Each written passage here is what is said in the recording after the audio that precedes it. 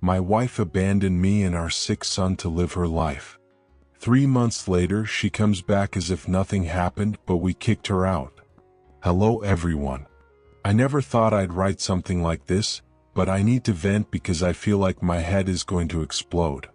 I don't want to turn this into an attack on my wife or present myself as a perfect victim. I just need to put everything into words to understand what happened to my life and what I do from now on. Maybe someone here can give me a perspective because I'm emotionally lost. I'm not looking for legal advice, at least not yet. I just want clarity. My name is Dante, I'm 39 years old.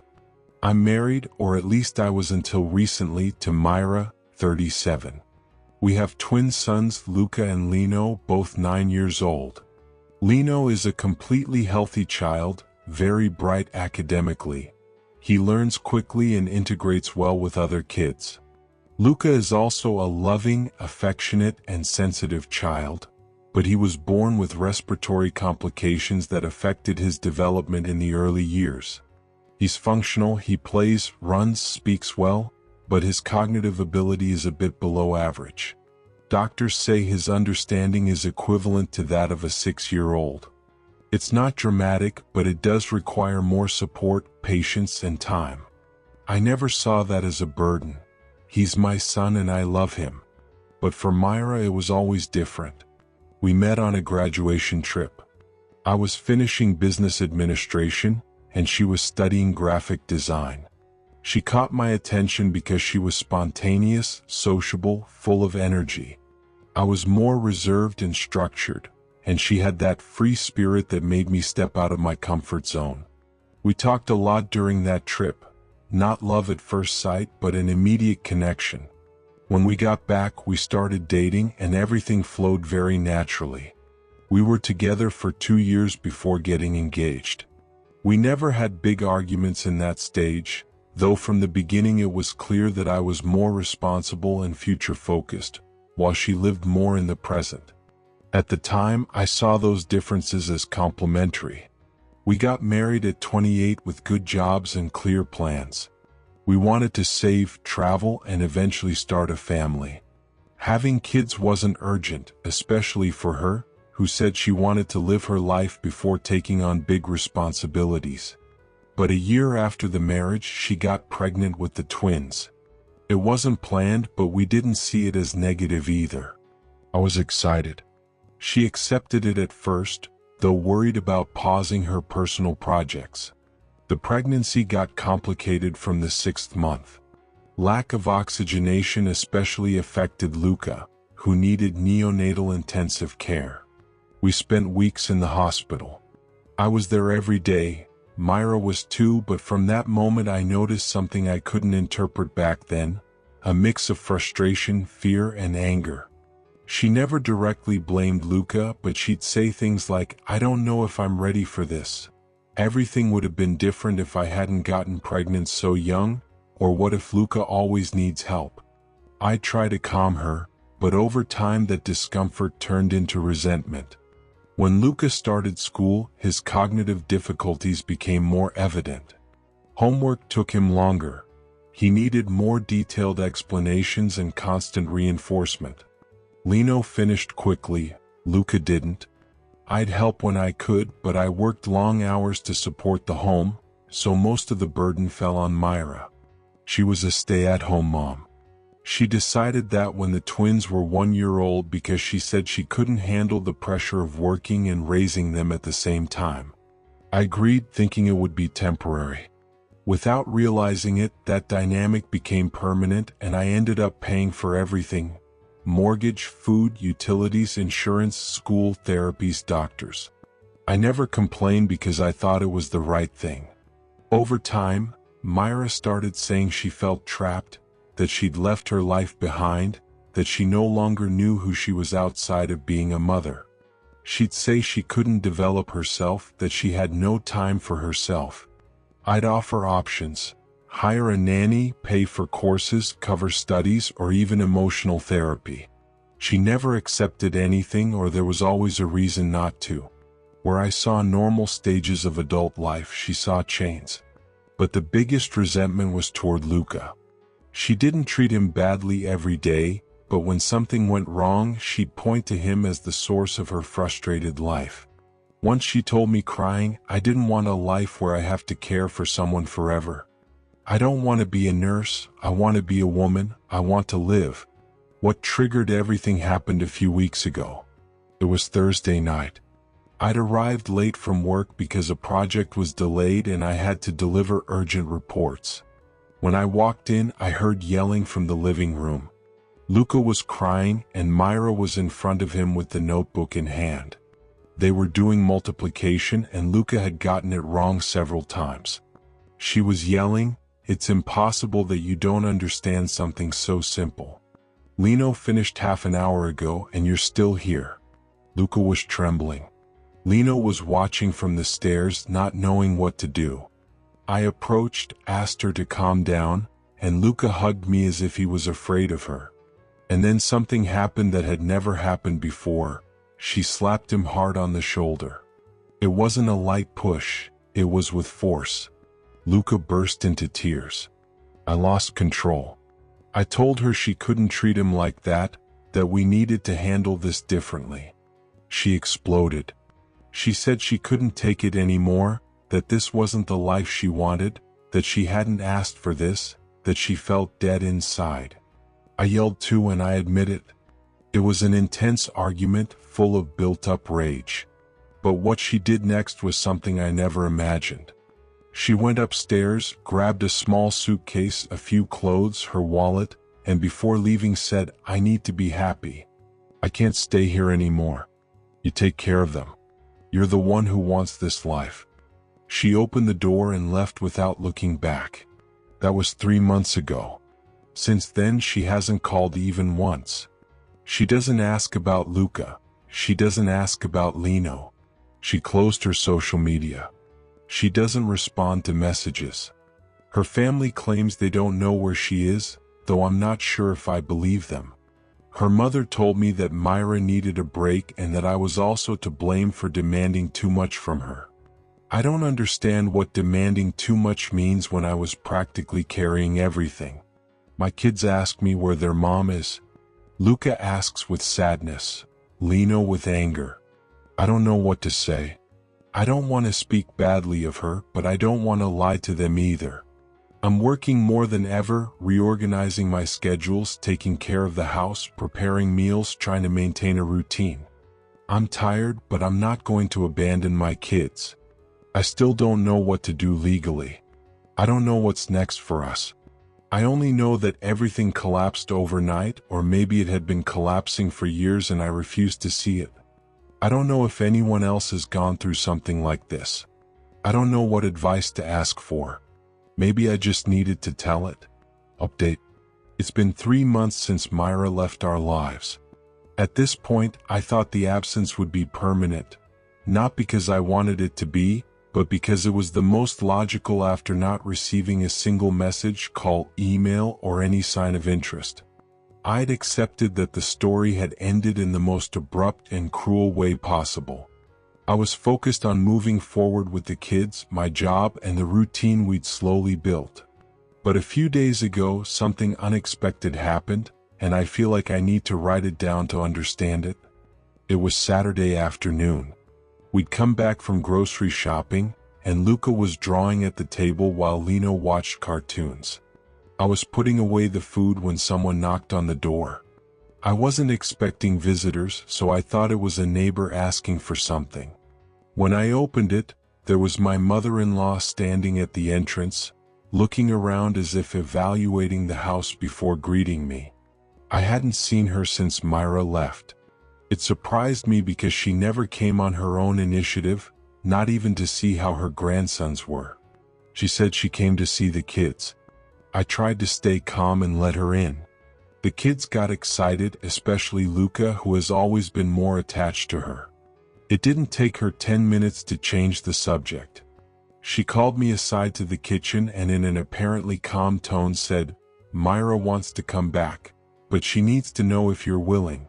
I felt a pit in my stomach, not because I wanted her back, but because of the way she said it, as if the decision was mine and everything had boiled down to a simple misunderstanding. I asked her where Myra had been these months. She said she couldn't tell me, that Myra needed her space. I said that didn't answer anything. She insisted that Myra was now ready to return to the family, as if she'd been on a spiritual retreat and not abandoning us without explanation. I got upset. I didn't yell, but my voice hardened. I told her that yes, I wanted to talk to Myra, but only to clarify things, to know what happened and why she left. I wanted answers, not an automatic reconciliation. It didn't take long. That same afternoon, after my mother-in-law left, I heard the doorbell again. I opened the door and there she was, Myra. Dressed casually, light makeup, hair done. She looked confident, not remorseful, not sad, not nervous. She was smiling as if she'd been on vacation and was ready to pick up everything again. She walked in without asking permission. I stood still watching her scan the house with her eyes, as if checking if everything was the same as before. Lino and Luca came down the stairs. Luca ran toward her but stopped halfway. Lino stared at her without moving. She spread her arms as if expecting both to hug her. She froze when neither did. We sat in the living room. There were no introductions, no apologies. She started by saying, I left because I needed to live my life. I was tired, empty. I didn't want to stay trapped in a routine that made me feel dead inside. But I've already done what I had to do. I freed myself from that pressure. Now I'm ready to come back and continue with my normal life. She said it so naturally that I stared at her, not sure if I was hearing right. I asked her what living her life meant. She didn't answer directly. She just said she needed to experience things, meet people, be herself. Then I couldn't hold it in. I said, so you abandoned us and now come back as if nothing happened, after sleeping with who knows how many men. I didn't say it to humiliate her. I said it because it was the reality she was insinuating without saying it outright. She didn't get offended. She smiled in a strange way and said, we took a break, that's all. I had fun. I lived what I had to live and you learned to value me after I left. We both won. I was stunned. I felt like I wasn't talking to the woman I knew. It was as if she'd disconnected from any basic moral sense. I told her I didn't miss her in the way she imagined and that the kids and I had learned to move on without her. She responded with a soft laugh. I don't think you managed alone. Who took care of the kids? You blindly hired a nanny. You can't handle everything without me. Just then we heard footsteps on the stairs. It was Lino. He was crying, eyes red, hands trembling. He yelled, go away, go away. Mindy is a better mom than you. Leave Dad alone. Go away. His voice broke and he burst into tears. Myra tensed up, turned red with anger, not sad, not hurt, furious. She stood up abruptly and said, what is Lino saying? Are you cheating on me with Mindy, with the neighbor? Her voice rose as if she'd discovered a real betrayal. I told her that Mindy had helped with the kids when I couldn't. That there was nothing between us and that I was grateful for her support. Myra pushed me, not hard enough to knock me down but aggressively. She hit my chest with her open hand several times. Lino started yelling. I tried to stop her by holding her arms so she wouldn't keep hitting me. At that moment, with eyes full of fury, she said, I'm going to say you abused me. I'm willing to hit myself with something to get bruises. I'll take all your money and take the kids. I froze. I didn't know whether to let go, talk, yell, or just run out. Suddenly, I heard a female voice behind me. Are you threatening him in front of his kids? It won't be that easy. It was Mindy. She was at the hallway door. I don't know when she came in. She walked straight to Myra and grabbed her hair hard. The two started struggling. Mindy pushed her out of the house and once outside, slapped her twice. It wasn't something I'm proud to remember. It was violent, chaotic, desperate. But no one stopped to think. The situation was out of control. At that moment, I saw my mother-in-law's car parked outside. She rolled down the window and yelled at Myra, "Let's go now, leave it like this." Myra, with messy hair and red with rage, stared at us. She said this wasn't over, that she'd fight for what was hers, and that she wasn't going to leave that money in my hands. She didn't mention the kids at the end. Just money. Then she got in the car and they left. When I closed the door, the house fell silent. Lino ran to his room crying. Luca was sitting on the stairs with his head between his knees, trembling. I sat on the first step and hugged him until he stopped crying. I asked Mindy how she knew something was happening. She said Lino came to her door and told her Myra was back and hitting you. I didn't want to risk something worse happening. I don't know how to describe what I feel now. It's not sadness, not anger. It's a mix of fear, determination, and exhaustion. I know this won't end on its own, so I decided to start the divorce process. I don't just want to separate legally, I want to request full custody of the kids and argue parental abandonment. Mindy said a friend of hers is a lawyer and can guide me. I don't know what will happen next, but I won't let my kids go through something like this again. Update. Hello everyone. I know a lot of time has passed since my last update. I literally had to reread what I wrote before because I was so immersed in proceedings, hearings, lawyers, paperwork, psychological evaluations, work, and the kids that I completely forgot I'd shared all this here. But now that I can breathe a little, I felt it was worth coming back to close this chapter, or at least tell you where I stand today. First, the most important, I won custody. And not just custody, the judge took into account the abandonment of the home, plus her behavior during the hearings and the evidence presented, including messages where she practically admitted she just wanted to live her life and had enjoyed what she needed to enjoy. So not only did I not have to give her anything, but she has to pay child support for the kids. It's small, don't think it's a big deal, but symbolically it was important to me because it meant the court recognized that she was the one who abandoned, not me. And Myra? I don't know exactly what she's doing now. I know she's living in another state because it was part of the financial reports her lawyer presented. I also know she tried to appeal but lost because she had no evidence or stability. After that, she stopped showing up. She doesn't even call the kids anymore. At first, it hurt them, especially Luca, but little by little they stopped asking so much. What she did do was send me a message a few months ago saying she hoped that someday I'd grow up and understand that our love deserved another chance. I didn't even respond. I didn't feel hate, just exhaustion. The second big update, Mindy and I are together. And I know many here saw it coming a long time ago. The kids themselves knew it before I did. All my friends would make comments like, "Bro, she's basically your wife already," and I'd always deny it. Maybe because I didn't want to accept that I could be happy so soon after so much chaos. But the truth is it happened naturally. There wasn't a specific moment where we said we're dating. It just one day we were both cooking, Luca was telling a really bad joke, Lino was coloring at the table, and Mindy and I looked at each other for a second and I knew it. She knew it too. We ended up talking that night when they were asleep. She said she didn't want me to feel pressured, that she didn't want to be a replacement, that she didn't want to take on responsibilities that weren't hers. And I told her I wasn't with her out of need or emptiness, but because I truly felt good by her side. Safe, accompanied, at peace. Since then we're officially a couple. And yes, I know what many will think, she's younger.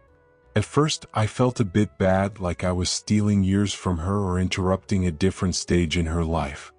I told her directly once while we were folding laundry, when I thought the best thing was to set boundaries and stop the relationship before it got serious. She just took my face, looked me in the eyes and said, "You're not taking life from me, you're building it with me." That was enough. Plus the kids adore her. Lino goes to her when he has problems at school. Luca falls asleep on her lap watching cartoons. They call her Mindy. No titles, no confusion, no forcing anything on them. Everything has been natural. And the most beautiful thing is that she hasn't tried to take anyone's place. When Luca asked her one day, "Are you going to be my new mom?" she replied, "I'll always take care of you and love you, but you already have a mom. I'm just here to be with you, not to replace anyone." I cried when Luca told me that. I don't know how I got so lucky. As for my personal life, I've improved too. I got a better position at work a few months ago. I earn better now and have been able to save a little. The routine at home is no longer constant chaos, though it's still tiring being a single dad, even with a partner. But there's more order, more stability, more laughter. And yes, I want to propose to her. I'm planning to do it next year. I don't want to rush anything. I want everything to be settled legally first, and I also want to give her a special and meaningful moment, not an impulsive act from the trauma of the past relationship. But I know I want to do it. I have no doubt. My kids see her as part of the family. I see her as the future. And she looks at me as if she'd been waiting for me her whole life. If someone had told me last year that after losing everything I'd end up like this, I wouldn't have believed it. I thought my life was over when she left. I thought it was the end, not the beginning. But now I understand something. Not everyone you love is meant to stay. Some are just meant to teach you who you deserve. And today I have what I deserve. And what my kids deserve too. I'll come back when I have something important to share. Maybe when I propose. Maybe when she says yes.